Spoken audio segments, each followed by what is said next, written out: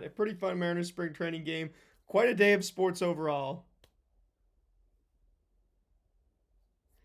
If you're here, go ahead, put a thumbs up on the stream. Welcome, welcome, welcome. Welcome to the Dom Skiing Channel, your one-stop shop for the Mariners storylines on Seattle's minds. And we've got a whole lot of sports going on today. The gold medal match of men's hockey in the Olympics, obviously today, this morning, at 5:10 a.m. Pacific Standard Time. I woke up to watch that and then fell back asleep. Woke just right back up just right before the Mariners game. Actually, it was a couple innings into it. And the fact that there wasn't a TV broadcast today, this is our first Mariners game of 2026 with no TV broadcast. So all we could do is listen to it, and that's what we did. I mentioned, before that, when we have these situations where we don't even have a TV broadcast for these games, it's like, I don't know, do I stream during the game? Do I stream before the game? Do a pregame for what you can expect to hear about happening? But basically what I've decided today, just going to do a quick post game for you, go over some of the data. Shout out to Jack in the chat, my boy. We're just talking to him about the gold medal match. Obviously, shout out to the USA. We got the USA World Baseball Classic hat on. We're going straight from the Olympics into the World Baseball Classic. And we got some news on that actually affects the Mariners game tomorrow. So stay tuned for that. Actually, we're going to go ahead and start out with that. Sounds like today was the Mariners play the Dodgers tomorrow, Monday. And it sounds like today was Shohei Ohtani's last day of spring training before the World Baseball Classic. So Ohtani gets 3 games of spring training in, dips out for the World Baseball Classic. Mariners fans who are going to go to that game against the Dodgers tomorrow in Arizona, I'm sorry, but you will not be seeing Shohei Ohtani. It is what it is. And it's curious, when are these Mariners guys going to go to the World Baseball Classic, leave the team? Honestly, put down in the comments below. Shohei Ohtani apparently left the Dodgers after today's game. So when do you guys think, that's going to be our question right now, when do you guys think that some of these Mariners players are going to leave the team for the World Baseball Classic? I'll say that, Cal, Julio, I have a big list of them right here. All the Mariners that are leaving for the World Baseball Classic. And you got the most of any major league organization. How much do the timelines vary, right? How much do the bigger stars leave first? Do the pitchers leave first? Do the position players leave first? That's kind of our question. Any thoughts you have on this, go ahead and throw them in the chat down below. We'd love to discuss a little bit of that. And while I wait for some chats to come in on this topic, we are going to go ahead and talk about the game today. So Mariners obviously winning 14-8, as you can see on the screen. It's funny. The Mariners win 14-8, only out-hit the Reds on expected batting average by a measly, 7 points. So 5 more hits, 17-12. But they capitalized late in this game, and they scored 12 unanswered runs. The Mariners were down 8-2 early in this game, and then they come all the way back, and they win 14-8. It's just an interesting, this is what you expect out of spring training games. 22 total runs, though. That is some just spring training stuff right there. So, beginning, right, got to talk about the offense. The pitching, when you can't even watch the pitching, to see what they're doing differently, see how the pitchers are actually moving on screen, it's definitely going to be tougher. And so you watch that, we're going to look at the swinging strikes, kind of like I did last year on this channel, just look at how many whiffs pitchers are getting. That's really the only reasonable thing that we can take from spring training, and even that is fluky going up against a whole lot of minor league competition. But as far as the whiffs go, Randy Dobnak, 31 pitches, 1 whiff. Can't really read too much into this. 4-seam and sinker, both in the 91 to 93 mile an hour range. Randy Dobnak looks like some starting pitching depth, might not make it to AAA, might end up electing to go back to waivers and try to get picked up by another team that might need him for depth sooner, because Emerson Hancock looked a whole lot more interesting in terms of starting pitching depth than Randy Dobnak. So Dobnak, yeah, not really sure what's going on there. Um, I mean, he's just not as interesting as a whole lot of these other pitchers. You got Ryan Hawks through 8 pitches. Can't read too much into that. 1 whiff as well. Casey Legumina, 2 whiffs on 9 pitches. One on the sinker, one on the sweeper. Good to see from Casey Legumina. He's probably going to be in the bullpen opening day. It's a guy that, I mean, obviously you got something out of last year. A lot of people might say, oh, he's kind of the weak link in the bullpen, quote unquote. But as far as a guy who can eat the innings and who you can put out there when you need a guy and you don't want to use your high leverage options, Casey Legumina is a good back end of the bullpen guy. He's maybe not amazing. Maybe he's not the best back end of the bullpen guy you've ever seen as far as last year's stats. But things can change, and his velocity was actually up a slight bit. 94.9 on the sinker last year, averaging 93.9. So if he gains an entire mile an hour on the sinker, gains 0.1, 94.4 on the four-seam fastball today, as opposed to 94.3 last year. And when you look at these numbers as far as the velocity, on 9 pitches, you get 4-seam fastballs you throw in spring training. For them to start out higher than their average last year is definitely a good sign. It's not necessarily a sign of things to come, though. So this data will definitely normalize over time. He could have just been feeling good today. But Casey Legumina, overall, the velocity looking pretty good. And then the sweeper. This is actually pretty interesting to me. His sweeper, a couple ticks down, was averaging 81.1 last year. Now 78.8 in this start today. Only 2 of them. But the slower sweepers could be more effective. I think these gyro balls are something you're going to see a lot more of in the MLB in 2026. So if they get Casey Legumina throwing a gyro ball sweeper, that could be a whole lot more interesting than just like the typical sweeper that's taken over the MLB the last few years. And I think that's going to be the new meta in 2026. Ryan Ludos coming in with 20 pitches, 2 whiffs, 1 on the four-seam, 1 on the slider. His velocity right kind of in line with last year. Nothing too glaring to speak of in terms of velocity gains or subtractions. Really in that mid-90s range with the fastballs and high 80s with the slider. I don't think that this guy, you can read too much into it. They had a really interesting note on the broadcast today with Ryan Ludos. If you listen to the broadcast, you heard that. Went to WashU in St. Louis. Got picked up by the Cardinals at a D3. But a really good school. Shout out my sister, actually, my big sister went to WashU. Go Bears. Shout out the Bears. But anyway, St. Louis Cardinals pick him up, and they have him work in the front office while he begins pitching with them. Never heard of that before with a player, so that's extremely interesting for Ryan Ludos. Just a fun little tidbit. Marcelo Perez has the best swinging strike rate of the day. Two swinging strikes on 8 pitches. 1 on the slider, 1 on the sinker. But again, it's just 8 pitches, so there's nothing too much to read into. His velocities in the low 90s with the fastballs, mid 80s with the slider. Hopefully you see more of him. He's a guy who's been in the organization for a little bit. Not expecting him to make the majors at any point, but leave room to be pleasantly surprised. Can't read too much into that.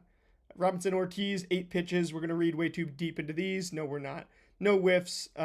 Velocity was actually not what I was expecting. Ortiz, kind of a bigger framed dude. Actually, look at Robinson Ortiz's frame.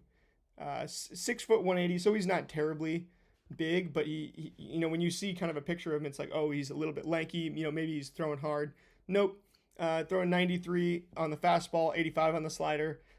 Is what it is. We'll see what we get out of him. Probably going to be on the major league roster at some point this year. Then Cole Wilcox as well, one of these arms in terms of kind of the depth of relief pitching that you're hoping is going to get into the majors this year. He has 2 whiffs on 16 pitches, both coming on the sinker. He's throwing a sinker and then 2 sliders, a slider and a sweeper, as classified by StatCast, both in the 87 mile an hour range for velocity. 96.7 on the sinker for Cole Wilcox, gets the 2 whiffs. If he's throwing an upper 90s sinker, I mean, we've seen the Mariners have a whole lot of success using that. Cole Wilcox can come in and be a Carlos Vargas type. You would definitely take that.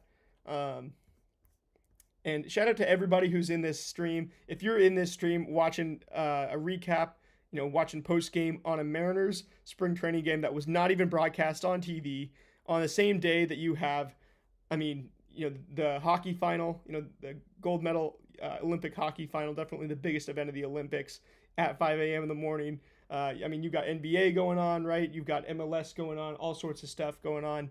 If you are in here listening to a live stream recapping this Mariners game that wasn't even on TV, shout out to you guys. Appreciate all your support. Appreciate you guys. Got some messages in the chat coming in. Jack saying Wilcox will definitely get early chances this season. I could see it.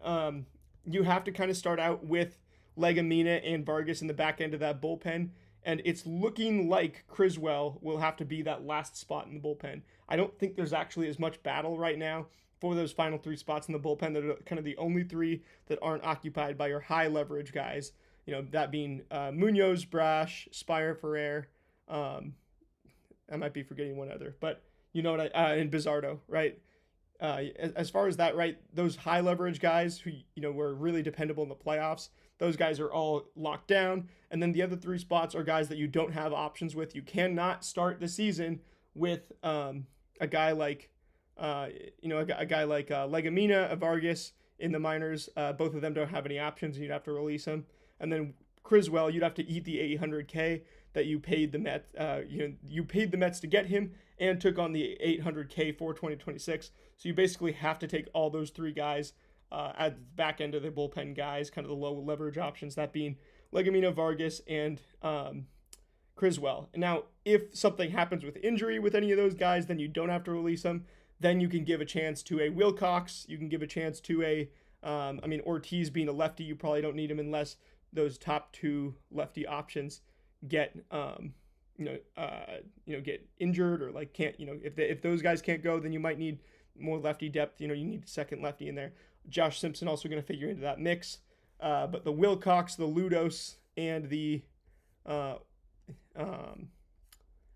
Wilcox, Ludos kind of range, that's the type of guys who you're going to be looking at as far as guys who will get in there for injury at some point. And Wilcox, I could see being the first of that bunch. Definitely the guy with the most potential, some prospect pedigree, being kind of an early pick in the draft. He was a 3rd-round pick, same year that Emerson Hancock was a 1st-round pick.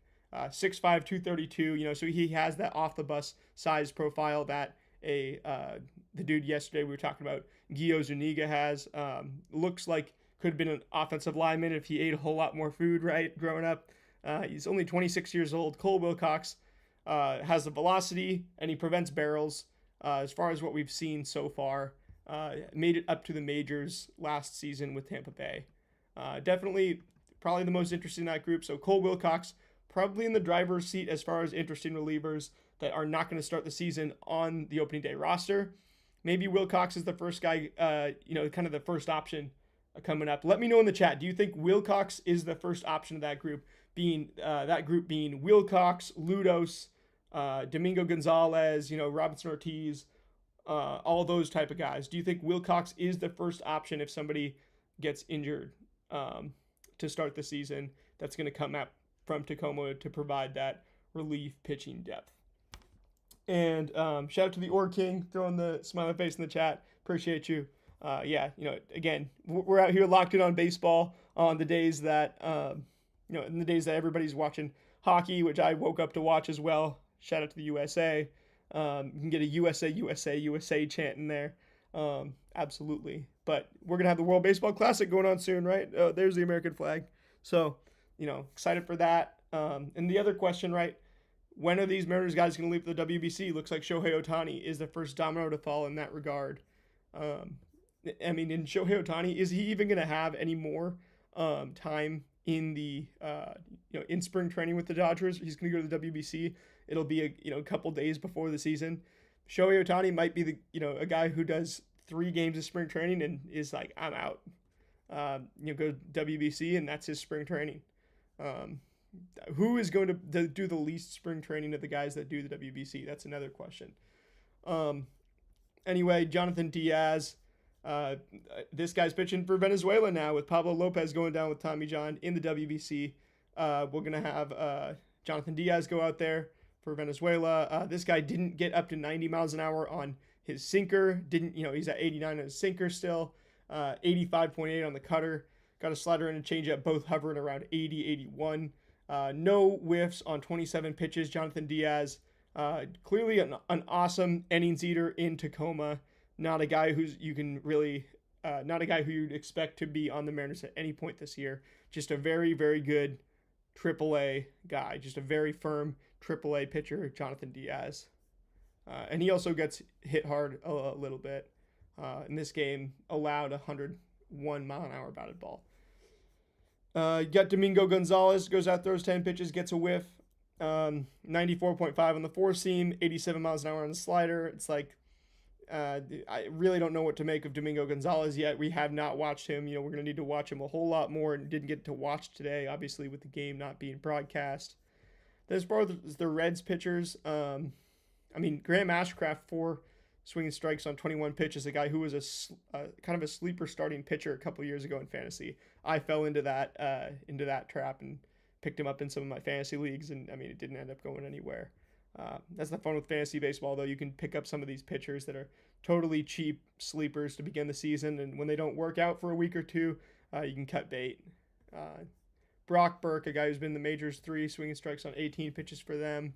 But really, we got to talk about what the Mariners offense did to some of these later pitchers in the Reds.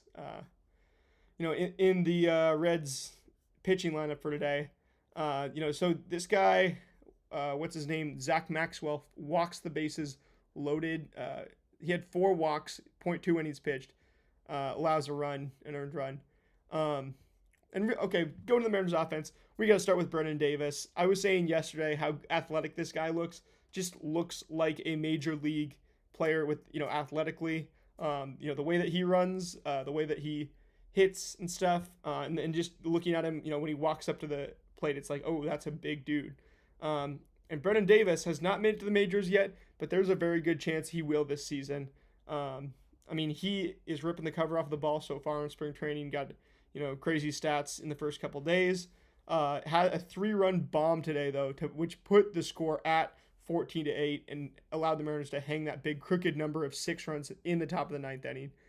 And Brennan Davis hit the ball like 115 miles an hour. I think 114.6 to be exact. So Brennan Davis, former top prospect with the Cubs, maybe not a top prospect, but kind of in that second tier of prospects. At one point, this guy was like a Michael Arroyo level prospect. Maybe, I don't know if that's too high. I don't know if he was even ever a top 100 prospect, but he was a good prospect at one point. And yeah, this guy was an organization all-star, in the minors for the Cubs. He was a futures game selection in 2021. This guy was a big prospect once upon a time, has never made it to the majors, but whatever he's doing right now, he looks pretty good. So if you want to overreact to spring training, Brennan Davis is the guy who you can overreact to spring training with, and you can say, oh, and I spelled his name on the thumbnail, so my bad for that. But it's Brennan, not Brennan Davis. But we are going to get his name right because he is going to make us talk about him quite a bit more this spring, it looks like. In addition to that, everybody in the Mariners lineup pretty much has good stats so far. Cal Raleigh doesn't have a hit yet, but are we worried about that? We'd be absolutely crazy if we were going to be worried about that. Here on this channel, we like to go 1-0 every pitch, stay stoic, all glory to God, and there's no point in saying that if we're going to get upset over 3 games of spring training for Cal Raleigh. What does he have? 5-6 at-bats right now. And obviously he's like hacking at the first pitch. He's just kind of like getting some reps in game wise. This guy could not get a hit all of spring training, go out in the World Baseball Classic, win MVP, or go out in the World Baseball Classic, not going to hit the entire World Baseball Classic, and he would still be the best catcher in baseball entering the regular season. Let's not worry about that. Luke Raley getting a hit. He is pretty hot to start the spring. Johnny Farmello getting another hit, and it was a double, and he drove in a run as well. That was late, that kind of in this big rally that helped spark. I think that he was either in the 7th or the 9th. But he helped this big rally happen, get all these runs on the board. Randy Rosarena, who was wearing number 75, he forgot his jersey or something, but he was wearing kind of a blank number 75 jersey. So that's pretty funny. I guess he goes 2 for 3 though. So hey, maybe Randy Rosarena just got to wear a blank jersey when when he needs to switch it up, and going to get a couple hits and an RBI, walks, doesn't strike out, 2 hard hits. Definitely take that. Analyzing these spring training statistics, I have to say, more than just a grain of salt, I should have a whole scoop of salt right here. And every time I say, yeah, Randy Rosarena is looking good in spring training, I should be just taking it with a whole scoop of salt, not just a grain of salt. But this is as fluky of data as you're going to get, going up against non-big league competition, going up against guys who are pitchers who are just trying to have a feel for their pitches, hitters just trying to have a feel for things. There's no point in worrying about the results really, but that's all we can look at today. We can't look at the eye test because there was no eye test, unless you were at the ballpark. Falneen Celestine checking in for his first action of spring training, getting a hit, scoring a run. It was a double as well, so that's good to see. Brock Rodden tearing the cover off the ball, so was Will Wilson. Luis Suispel even gets a hit. You've got Blake Rambush getting a hit. Michael Arroyo held without a hit for the first time, but in his 2 at-bats, both end up being hard hits. And then he also walks once and doesn't strike out, so still some good there. And then, I got I got somebody in my house watching the Olympics, so you might be able to hear, watching the replay, you might be able to hear that right there. That's definitely how we were all feeling early this morning. You can tell what part of the game he's at, right? Shout out to Jack Hughes, USA, USA, USA.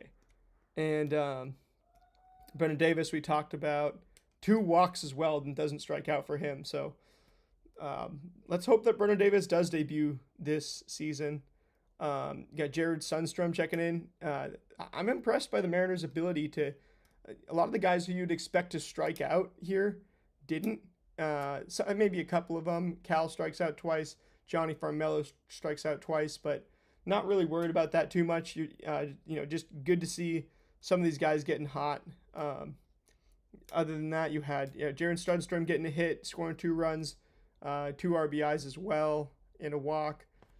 Charlie Pagliarini scoring a run in his only at bat. Victor Labrada coming in as a pinch runner, scoring a run. He's off to a good start. I could see him coming in if at any point our outfield gets a little bit injured and you need somebody who can play the defense as well as run. Victor Labrada could be a guy that makes it to the opening day. Not opening day. He makes it to the roster during the regular season. Carson Taylor getting himself a walk. I think we already said that. Josh Naylor, 2 strikeouts, over 4, doesn't really matter. Again, this guy's going to the WBC. And we're not going to make any big judgments about Josh Naylor during spring training. Definitely a really feel-based player anyway. Luke Stevenson, 2 runs in his 2 at-bats, a walk and a strikeout. Julio, 2 for 3, a double, a strikeout. Julio, I'm picking Julio to win MVP this year. I'm going to pick him up for the World Baseball Classic MVP. Thinking that, maybe the Dominican has a chance to win, and if they do, Julio would be the guy who wins MVP most likely.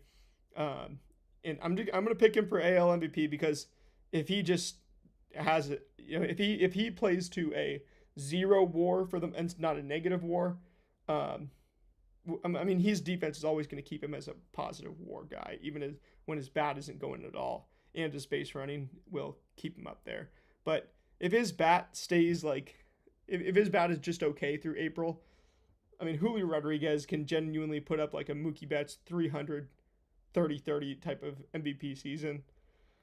Julio's going to win an MVP at some point, and why not just bet on it this year? Why not be early, instead of being late to the party on that?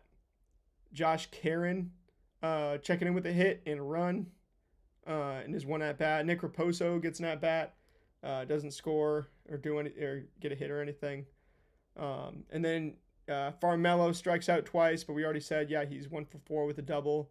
And Rayleigh, like we said, starts off hot. That's going to do it. If you guys have any questions, go ahead, throw them in the comments below. Happy to answer any questions for y'all. Anything we want to look at, anything we want to talk about. tomorrow we're playing the Dodgers at, and it's not going to be broadcast on Mariners TV. So for those of you who have Mariners TV, unfortunately, you won't be able to watch the game. I caved and I bought the Mariners TV plus the MLB TV package just so that I could, I'm going to watch a lot of these other teams anyway. Usually I'm very thrifty and stuff. I definitely don't want to spend money on something I don't think I'm going to use just because it's a deal. But ended up buying the MLB TV package and stuff. So I'll be watching this Dodgers game tomorrow. Can give you a little bit more on the eye test and stuff. Another noon first pitch game, 12:05. And it will be on Mariners Radio, Mariners.com, 710 ESPN. Or not ESPN anymore, 710 Seattle Sports. And also on the Dodgers Radio. Not really too relevant unless you happen to be a Dodgers fan without the whole TV deal. And then this week coming up, we got the White Sox on Tuesday, Royals on Wednesday. That game isn't going to be broadcast on TV at all, just on the radio. Guardians, the White Sox game, the Guardians game also going to be on TV for the Mariners. Then that's Tuesday, Thursday we'll have those TV games. Friday, Saturday, Diamondbacks and Padres. You're gonna have the TV available for those. Now for the Friday game against the Diamondbacks, that's a 5:10 a 5 o'clock game. So it's gonna be a little bit late, when that game ends. Could be 8-9 o'clock on a Friday night. Gonna be kind of a chance for, if you do want to watch all those other teams during the day, you can do that.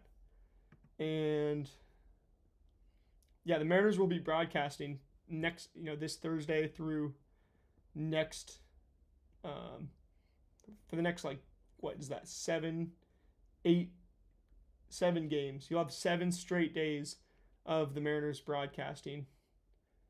7 straight games, in 8 days. The first off day of spring training, Monday, March 2nd. And Tuesday, March 3rd, anyway, at that point, then you're going to have the World Baseball Classic starting. And Team USA starts, I think, like that Thursday or something. Then there's going to be a whole period where you don't have TV broadcasts during the World Baseball Classic. March 8th, 9th, 10th, 11th, 12th, and then 13th, 14th, 15th. Yeah, there's going to be a whole week here. 8 games in a row, no TV broadcast. And then really looking forward to that spring breakout game against the Brewers as well on March 20th. But yeah, any questions, go ahead, throw them in the chat. Anything you want to ask me about the Mariners, spring training right now, MLB in general, or just about sports going on. Obviously the USA hockey game. What else we got going on? I know the NBA is going on. Teams are tanking because the NBA draft class is good. Seahawks going to be writing a whole lot more about Seahawks Wire this week. Going to be covering the NFL Combine. This is, if you're a football nerd, NFL Combine this week starts tomorrow. There's not going to be anything cool until the weekend, really, because that's when they do the testing and NFL Network shows the on-field stuff. The first couple days is just interviews with teams, which you'll see the news coming out on Twitter, on social media about that, but you're not going to be able to really watch anything for the most part. Yeah, go ahead, ask me a question. I know I got a couple y'all in here. Toss a question in the chat, and let's talk a little bit before I get out of here.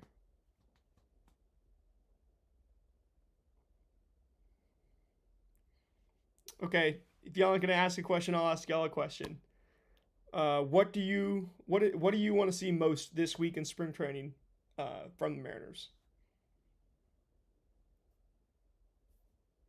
If I don't get anything, the stream's at 29:22, and if I don't get anything by the time the stream hits 29:50, so 20 seconds, I'm gonna go ahead and end the stream. And I'll see y'all tomorrow.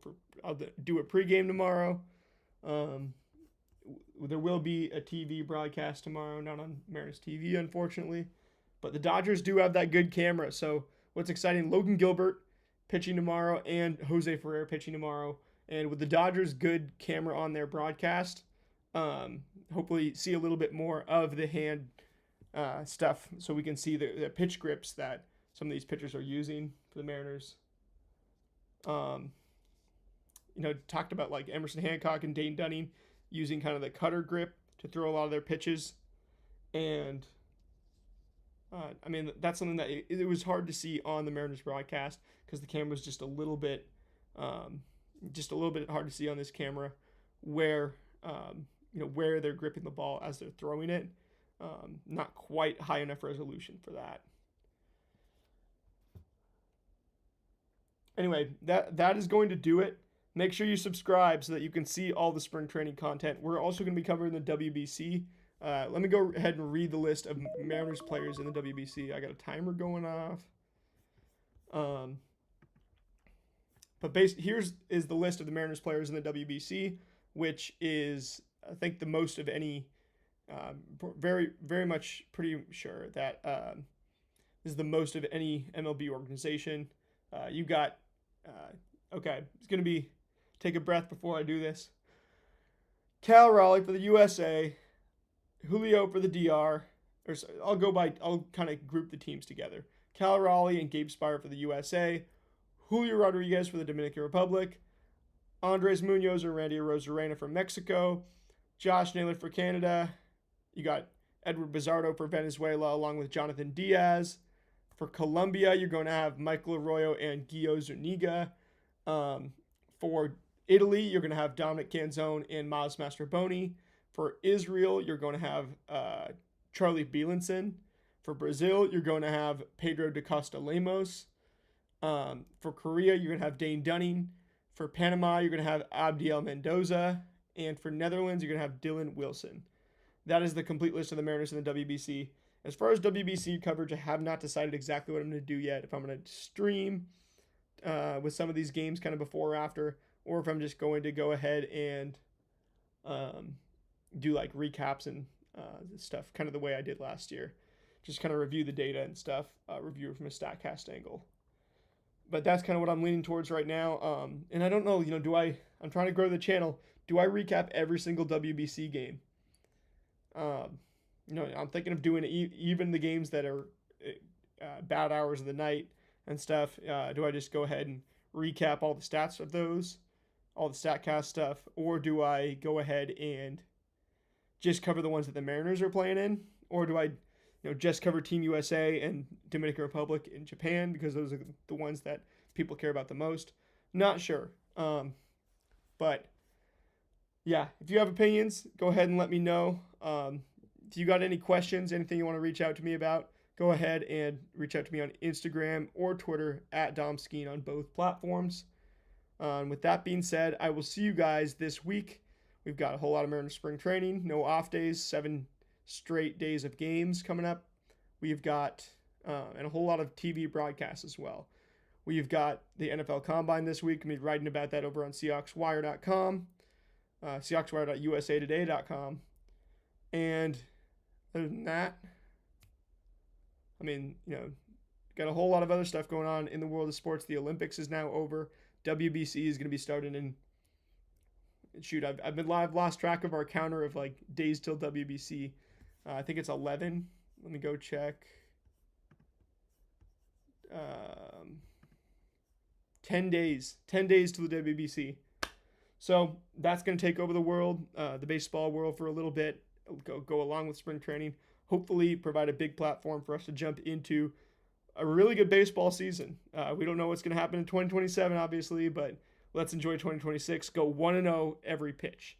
As long as you go 1-0 every pitch, stay stoic and give all glory to God. You can't lose. That being said, let's go have a good week. Let's go 1-0. Let's go 1-0 this week. And I will see you guys tomorrow. Go M's. Go USA.